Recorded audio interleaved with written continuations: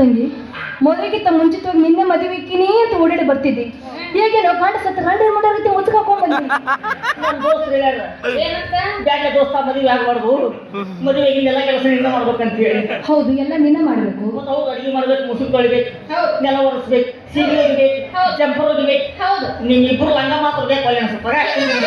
ಯಾಕೆ ಏನಾಯ್ತ? Ching Ching ಮಾಡ್ತಾರೆ. ಅದು ಏನಂದ್ರೆ ಕೆಳಗಿಲ್ಲ, ಎಲ್ಲ ನಿನ್ನ ಮಾಡ್ಬೇಕು. ಮಾಡ್ತೀನಿ. ಅಯ್ಯೋ, ನಮ್ಮ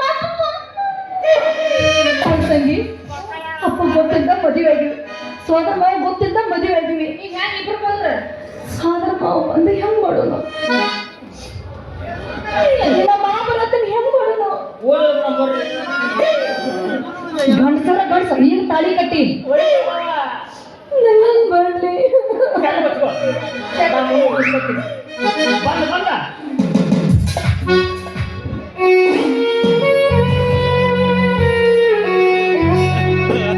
ಹುಟ್ಟಿದವು ನಿಜವಾದರೂ ನನ್ನ ಕಟ್ಟಿ ಬಳಿತಾರೆ.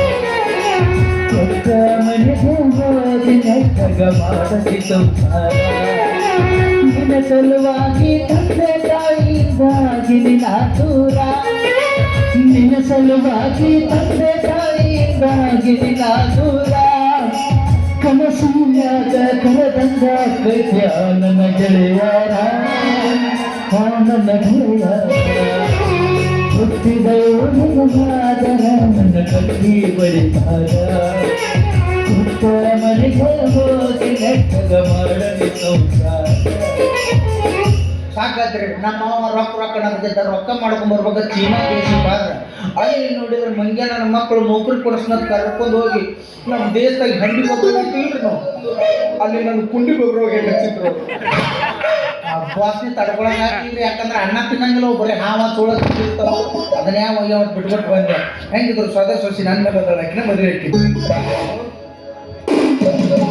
ಅಣ್ಣ ದೊಡ್ಡರಾಗಿದ್ರೆ 5 ದಿವಸಕ್ಕೆ ಎಬ್ಬಸ್ಕಲ್ಲ, ಇಲ್ಲೆಲ್ಲ ನಿಂದಿರ್ಬಾರ್ದು. ಹಸಿ ಮೇಯಾಗಿ ಇರ್ತೀರಿ ಮನೆಗೆ ಗೋರ್ ಬಿಡ್ಕೊಂಡು ನೀರ್ ಒಳಗೆ ತಗೊಂಡ್ಬಿಡ್ತಾರೆ. ಏನಾದ್ರು ಮೊದಲ ರೊಕ್ಕ ಇನ್ನು ದಾರಿ ಮೇಲೆ ನಿಂದ್ರು ತಪ್ಪಕತಿ ಸೈಡ್